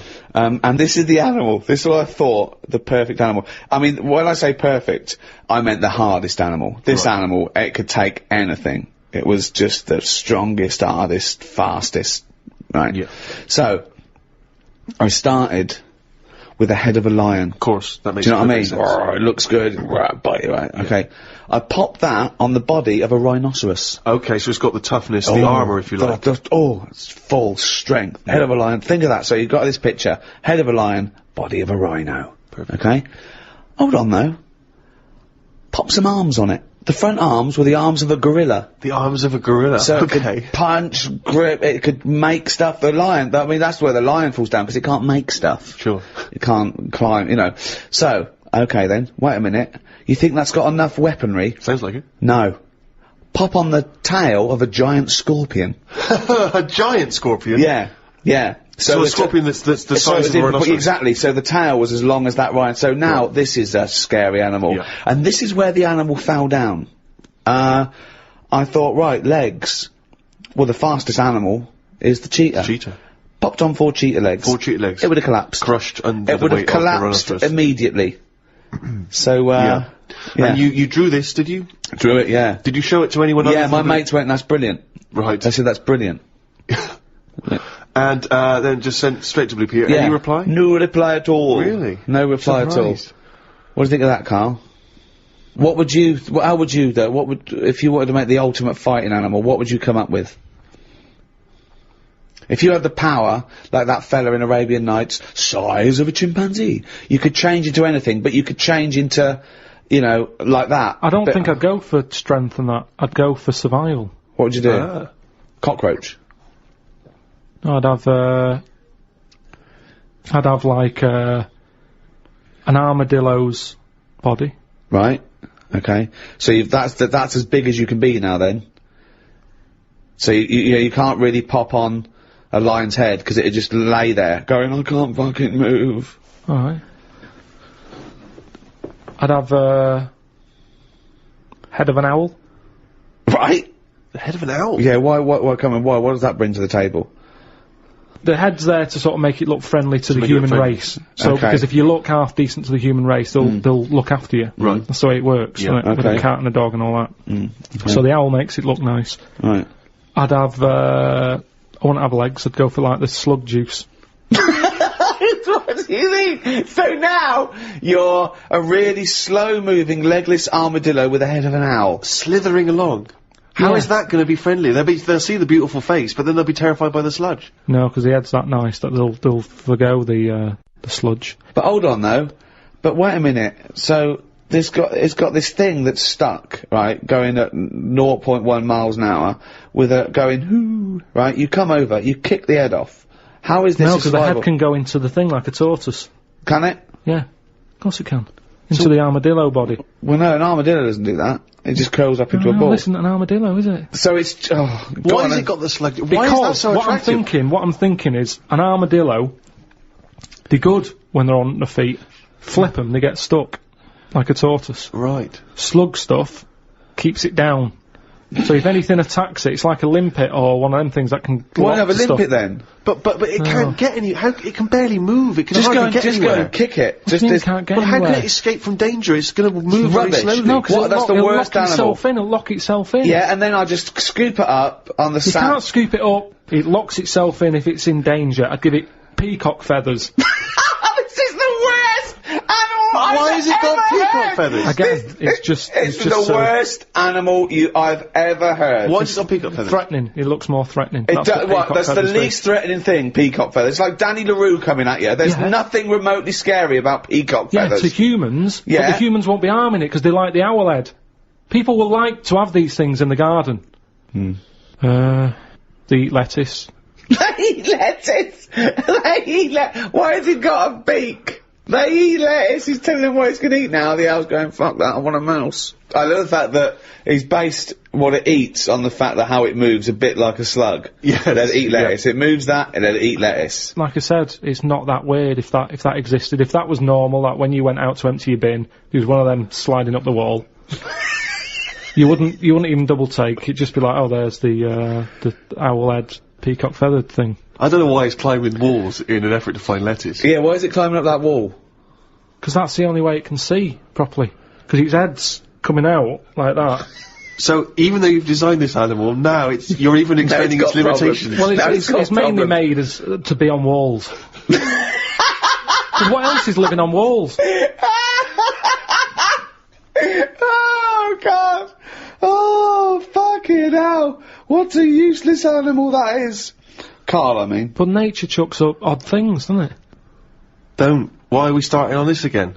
No, I'm just saying that is nature. Now and again, you'll get stuff that. Oh, was he looking at you? Yeah.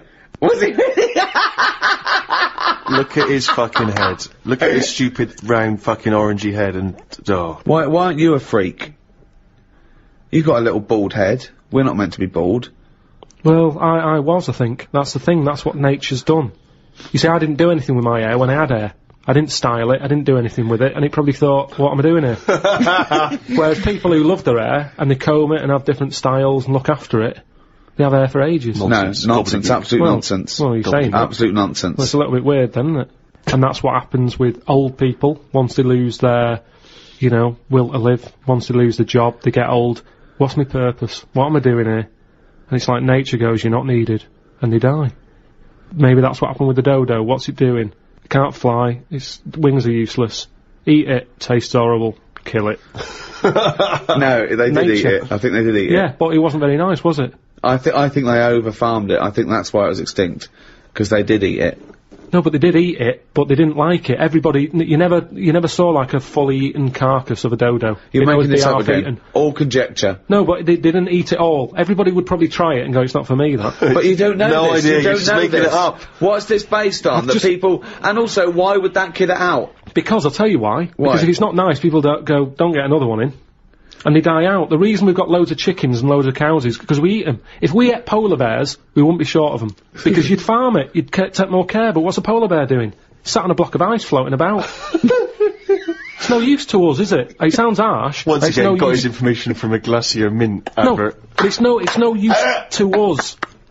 We know they're there, and it's all very sad when you see them on the news sort of struggling and all that. Yeah. But it's going to make them stronger.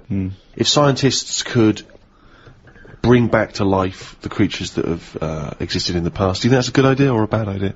Bad idea. Bad idea? Yeah. Now, leaving aside the horrors of Jurassic Park, do you think, for research purposes, it might be a useful idea? I don't think it is. For me, it's like a Friends reunited. It's like people who you knew ages ago getting back in touch, and you go, I don't want to get in touch with you. That was then. And it's the same with a mammoth. That was then. You had your day, it didn't work out. Now, to bring it back, it's unfair. You're messing with nature anyway. I think I've said to you before about, I don't know what they do with them. They're massive things. I think it's like, they're just not thinking about it. It's like rushing into buying furniture. That's massive. And then you get it back and you can't get it through the door. No, And it'll be like that with a mammoth. Where are you putting them? Oh, I didn't think of that. But what about if you could say you could feed the third world with mammoth meat? But what's wrong with we've got loads of cows and stuff. Why do they need a mammoth? No one even knows what it tastes like. Imagine that. You bring it back and you've got another dodo on your hands. No, People go, but- this is horrible. Well, they used to eat them, because they, again, what humans found out is they could take down a mammoth, but they got greedy and they found out they could chase them, and so they'd go over an edge of a cliff. And what they did, they went crazy and they used to herd them and they'd all die, but of course then they'd waste the meat because they couldn't eat it all. Yeah. Well, that's I think that's why we shouldn't bring them back, because they are too big. So even if... Didn't hear a word of what you said then, didn't hear a word. No, I did. Everyone can eat them, but the problem is they're so big that you couldn't eat it quick enough, so it all went off. Yeah, but I was saying that they killed too many at once. Yeah, I know. He doesn't know what you're talking about. I heard that. But what I'm saying is, why not bring back an animal that's smaller, manageable for everyone? Yeah. That's why the chicken is perfect. Out of all the animals, perfect. Good size, feeds a family of 4. Whilst it's alive, it's giving you eggs. I agree. So it tastes nice. But it doesn't if you think it's not have a good life. If suddenly said to me, I stopped eating it because I found out about how badly they were treated like 10 years ago, and at least I have organic. And honestly, eating an animal that's been tortured doesn't taste nice. Foie gras would make me vomit. The thought of it, the evil involved in torturing a goose because the liver tastes slightly better. I mean, where does it end? I think if they're looked after, they don't want to die. The ones in a nice warm little, hut, being fed lovely food, you're going, right, we're going to cut your head off, and they're probably like, oh, God, I'm going to miss this. I'm loving this life. Whereas the one sat in its own shit's going, have me first, I'm sick of it. There's different ways of looking at it. Good point. So what you're saying is, give animals a bad life, torture them, and they'll be happy when you eat them. Brilliant. But we've ordered we've ordered a turkey. Right. It's way too big. So I don't know what we're going to do with it. And it's worrying me now, actually. It'll be nice on Christmas Day, but it's my job to look after the kitchen and everything, tidy up. And I don't know what I'm going to do with it all. The fact that he's been given a job to make him worthwhile, really, it's like a little home. No, but a chicken, your chicken. Arthur, you're washing up today, aren't you? Yeah, Arthur's job. And that's the problem with a mammoth. I think the idea of it's probably quite pleasant. You go, oh, that's something new to try out. But afterwards, when you got to tidy it up and stick it in cling film, you'll be going, how much of this have we got? So I wouldn't bring back the mammoth. Brilliant. Charles Darwin, of course, once said, I cannot persuade myself that a beneficent and omnipotent God would have created parasitic wasps with the express intention of their feeding within the living bodies of caterpillars. His point being that, creatures and their reproductive cycles are so complicated, so intricate, so bizarre, that alone is proof of the non-existence of God. Where do you stand on that? It's pretty weird. We talked about it ages ago, didn't we, about the wasp that has a thing growing in it and all that. Lays its egg in a spider. Yeah, and then the spider goes mad, doesn't it? You fucking cunt, laying your eggs in me, you fucking stripy wanker. Goes absolutely fucking mad. It is weird. I don't know what's going out my arse in a couple of you fucking... I don't know how it found out that that's what it had to do. That's the amazing thing, isn't it? Well, it didn't, did it? It just did it. No, I know, but when I say found out, I mean it just did it. Well, it's like mimicry, when they say mimicry, that there's a poisonous snake, and then a snake comes along that looks a bit like it that's not poisonous, but people go, oh, careful, it's poisonous. That snake didn't go, I'm gonna strain, and I'm gonna try and look like Scary over there. Some were born that looked a bit like Scary, and they survived. Yeah, I know. It's just being chosen. But that's changing now, isn't it? The fact that, like, when them frogs came out, that are dangerous, they were just dangerous.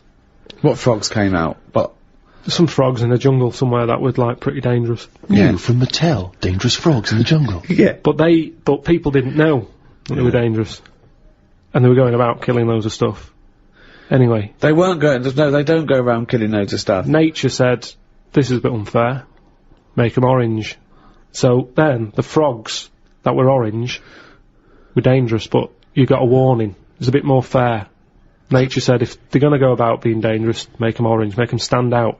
In a jungle, orange stands out in all the green, right? So people went, there's an orange frog, stay away. Then over time, nature went, right, what's happened here now? Everyone knows the orange frog's dangerous. Birds aren't eating it because they know it's dangerous. People are avoiding it.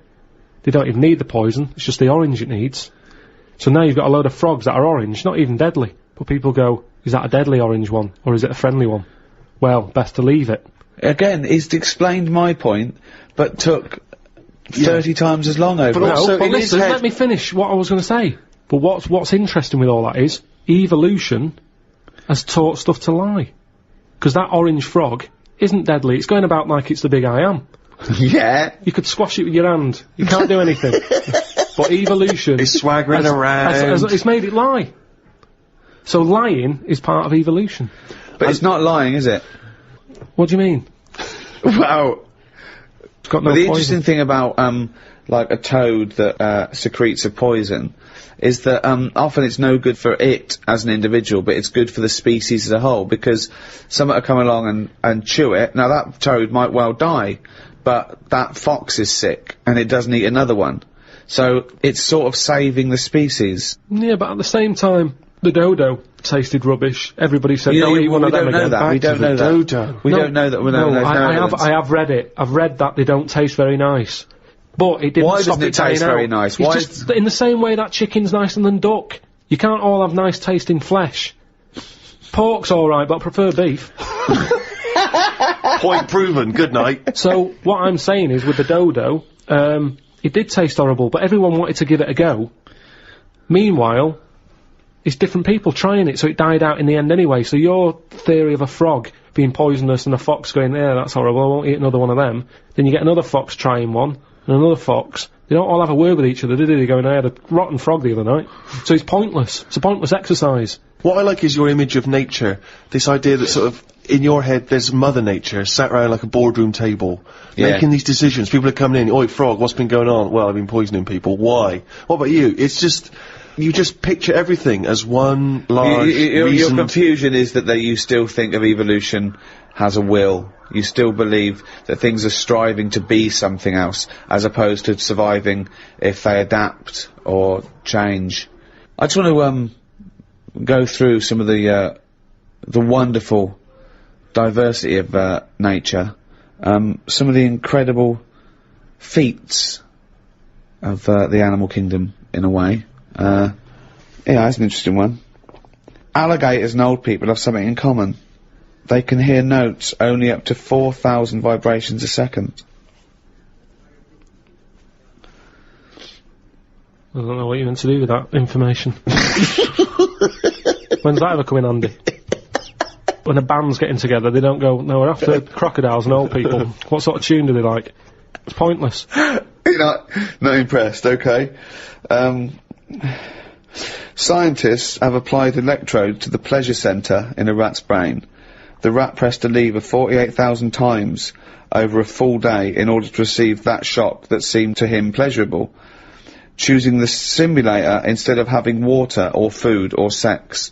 So it chose that virtual pleasure, well, not virtual pleasure, it gave it real pleasure, but an artificial stimulus rather than the real thing, like food or water or sex. It never ate and had water. It never had a change. No, it was addicted. It loved this electrode. It was giving it just made it feel good. It was getting as much pleasure from that as the real thing, from sex or food. Yeah, but with any pleasure, you get sick of it, don't you? If you have too much of it. Well, it had 48,000 hits in a day. But I like having a Twix. But if I have more than 4 a week, I've ruined that little pleasure I used to like. Yeah. So what I'm saying is, what did you do the second day? No, did you go near the machine the second day? No. There you go then. No. But what you're saying is this, right? That Twix is failing to give you pleasure on that 5th Twix, but this succeeds every time because it's literally pleasure. It hits the part of the brain that says this is pleasurable. So, but my pleasure nerve that you're talking about in my head, it lights up when I have a Twix. I don't think it ever lights up. Right. I don't think you've got a pleasure nerve. But it lights up when I have a Twix. Right. It lights up if there's some chicken, right? It lights up if there's a... What a miserable cunt he is. You know, all loads of things. Chicken and Twix. That's it. That's all he lives for. No. Hang yourself, mate. So, what you're saying is, if I had that device that the rat's got, I'd just sit there, wouldn't I, hitting it, thinking, I can't be bothered going to the shop for a Twix, I'll just hit this button. Yeah. Think of this. So aggressive is the horned frog of Argentina that people believe that if the frog bites the lip of a horse, the horse will die. Actually, the frog's mouth contains no poison. It earned its fearsome reputation because it attacks animals many times its size. What do you think of a frog attacking a horse? I don't know what's going on. I don't know why that would happen. Why is it getting upset with a horse? Of all the things for a frog to be, like, getting cocky with, them two should never even meet. Why? Because it's not, I mean, fights are normally over something, aren't they? Yeah. If you have a fight with someone, you're in my yard, or, you know, you're fighting over something. A horse and a frog. The fact that he immediately goes back to the 1930s. Yeah. You're in my yard. But a horse and a frog, how did that disagreement happen? What are they squabbling over? I don't understand what they've got in common. I don't understand it. I bet that's only happened once. It's a rare incident, someone's to put that in a book. I can't imagine it. That's happening a lot. That horses are being bit by frogs all over the shop.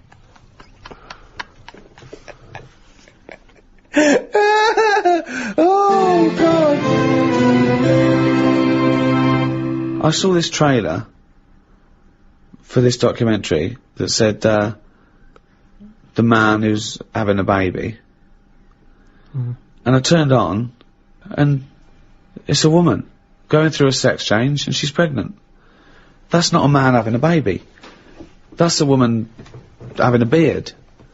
Having a breakdown. Why is that? That's a con. That is pure sense. It's a man having a baby. Look, world's first. No, it's the woman. It's a woman. What do you think of that? What would you do if you were a doctor? And I came to you and went, Karl, listen, I'm having a bit of a rethink of these. The penis, I hate it. I hate this cock. But what do you mean you hate it? I hate it, I don't want it there. It doesn't look right. It doesn't look right. It just sits there resting on these fucking awful testicles that I'm gonna get rid of. I want this thrown away. Yeah, well, it's, you know, they're not a great look. I know that. Everyone knows that. It's just the way they are. I mean, if we're all being honest, they're an odd design. I don't think anyone likes their own, do they?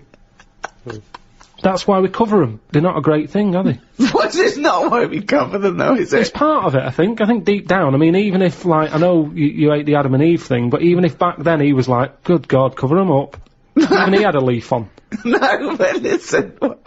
So, are you thinking fundamentally, then, that aesthetically, the testicles and the penis isn't as good as it could be? What would you have there instead? Well, it's designed that way, because that's the way it's got to be designed. It's more about function than, yeah. And that's the thing, innit? With modern technology. You know, the thing is the testicles have to be outside, because they have to be a few degrees below body temperature. Yeah. Otherwise the Sertoli cells die, which sort of feed the semen and all that. So, they you know, to be functioning and sort of like fertile, they have to be outside, which is annoying, because I'd put a little rib cage around them. Like that. I'd pop a rib cage round those, protect them, wear a cricket box, have that built in, so you cannot get a swift kick in the bollocks that makes you feel sick. But it'd be better if they could sort of reverse up in a way that they were hidden away.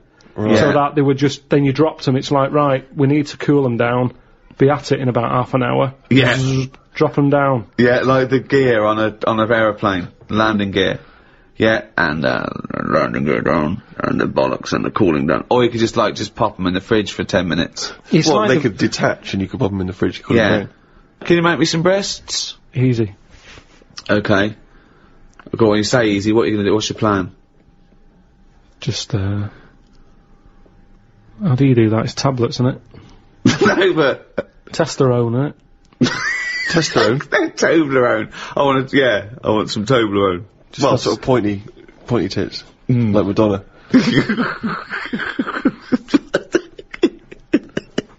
Where do you stop, though? Supposing I came to you and said, Doctor, listen, I like the bollocks, I like the penis, but I don't like them where they are.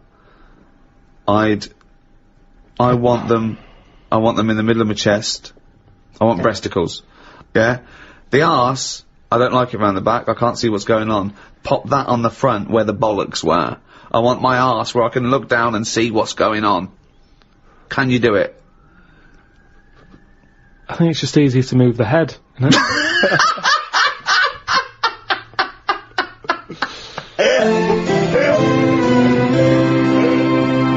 Rick, I know you're a big fan of Professor Richard Dawkins, the evolutionary biologist. He wrote a book, The Ancestor's Tale, in which he predicted a post-human world.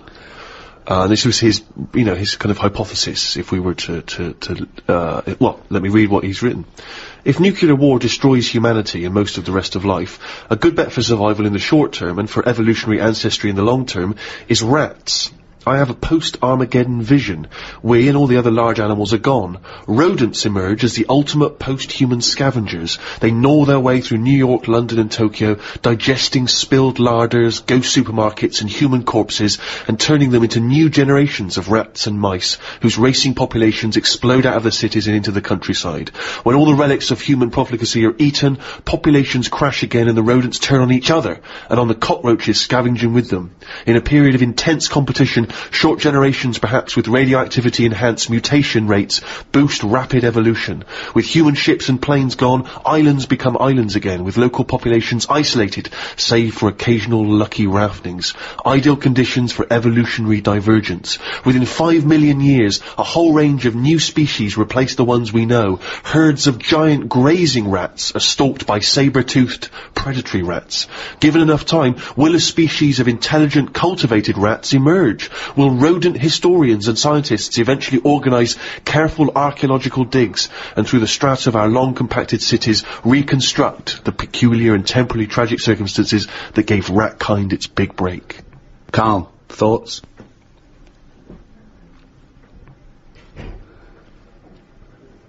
I mean, who knows what's going to happen?